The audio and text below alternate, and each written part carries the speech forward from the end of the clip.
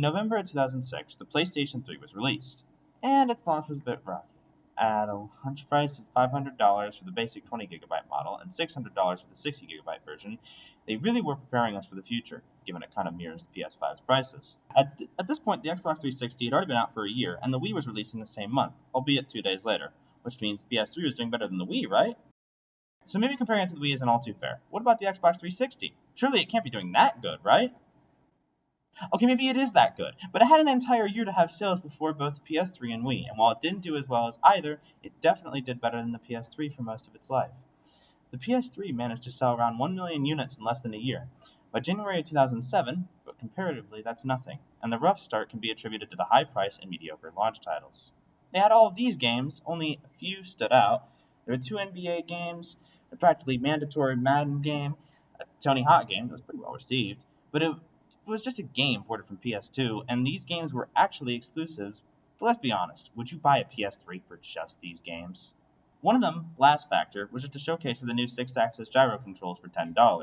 While a good handful of them were PS3 exclusives, they weren't games most people wanted to play, let alone get a $500 console just to play. The big thing was Call of Duty 3, but that game came out on Xbox 360 a year earlier. The PS3 used discs, and this led to the most important thing to most die-hard PlayStation fans: full backwards compatibility. A big selling point of the PS3 was the backwards compatibility, being not just a PS3, but the PlayStation, since it could play both PS1 and PS2 games. This is one of the things that unfortunately made the PS3 so expensive, although PS2 compatibility was later taken out in future revisions to lower the price. This is something PlayStation continued to do with the PS4, ignore backwards compatibility. Despite the PS5 being nearly fully backwards compatible with the PS4 and some PS1 and PS2 games being ported to PS5, the PS3 has been largely ignored. Towards the end of the PS3's life, it started getting more and more exclusives, most notably The Last of Us. If you know anything about PlayStation, you know that they love re-releasing this game. It was one of the most popular games on PS3 and the beginning of their trend of making their most popular IPs becoming story-based games, as opposed to their previous entries. Although that was much more of a thing on the PS4. On the PS3, it mostly relied on third-party for the first portion of its life, but after sales were down, they pivoted to focus much more on the first-party exclusives, with Naughty Dog and Sucker Punch being 2 of the biggest studios this generation for PlayStation. After Naughty Dog created Crash Bandicoot and Jak and Daxter series for the PS2, they went on to create Uncharted and The Last of Us, 2 of the biggest series that started on the PS3. And while they've gone down in popularity over the years, they were and still are 2 of the biggest Sony franchises. On the other hand, Sucker Punch, the developers of the Sly Cooper series, ended up making the Infamous series on the PS3, and despite not making the 4th Sly game, Sly Cooper Thieves in Time, they continued with their amazing art direction in the Infamous series. These were 2 of the biggest studios Sony had, and while Naughty Dog was bought back in 2001 during the PS2 era, Sucker Punch wasn't bought until 2011. Sucker Punch has been a staple of Sony's developer teams ever since, creating exclusive after exclusives for the PS4 and PS5, most notably being the Ghost of Tsushima and Yote series, along with new Infamous games on PS4, Second Son and First Light, and even working to release the Sly Cooper trilogy on PS5. As for some of Sony's other big IPs, it's clear they weren't going to survive much longer. With Naughty Dog focusing on Uncharted and The Last of Us, there were no new Crash Bandicoot games, and Insomniac was more focused on the Ratchet & Clank and Resistance to work on a new Spyro game. Ultimately, both of these series had their original trilogy remastered for the PS4 and PS5. They were notably absent in the PS3's life.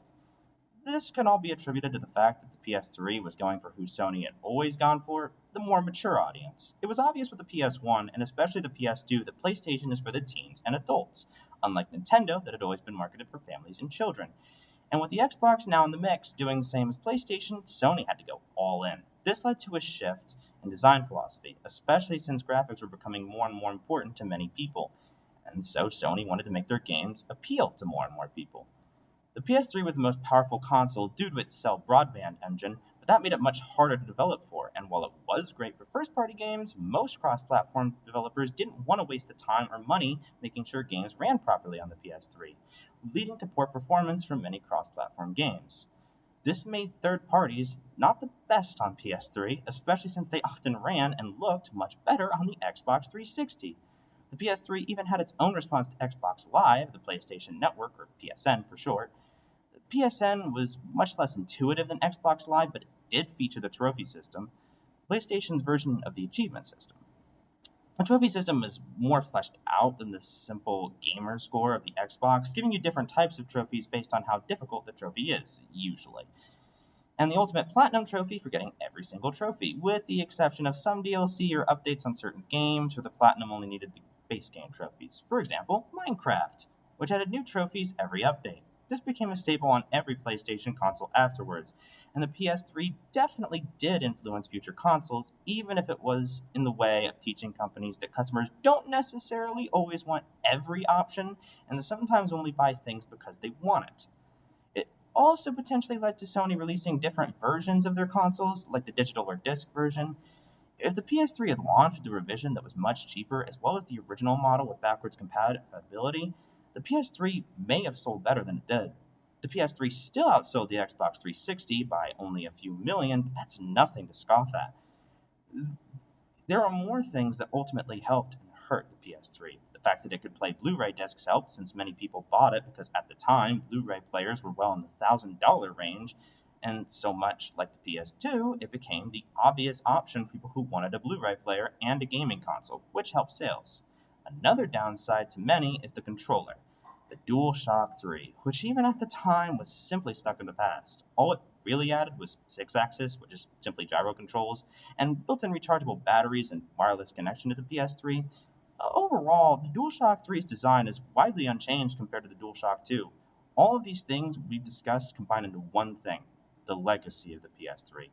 While Sony didn't consider it successful, it isn't too fair to call it a failure when comparing it to its predecessor, since it's the most sold console of all time. All in all, the PS3 was one of the biggest learning experiences for Sony, and where some of the best PlayStations were born and died.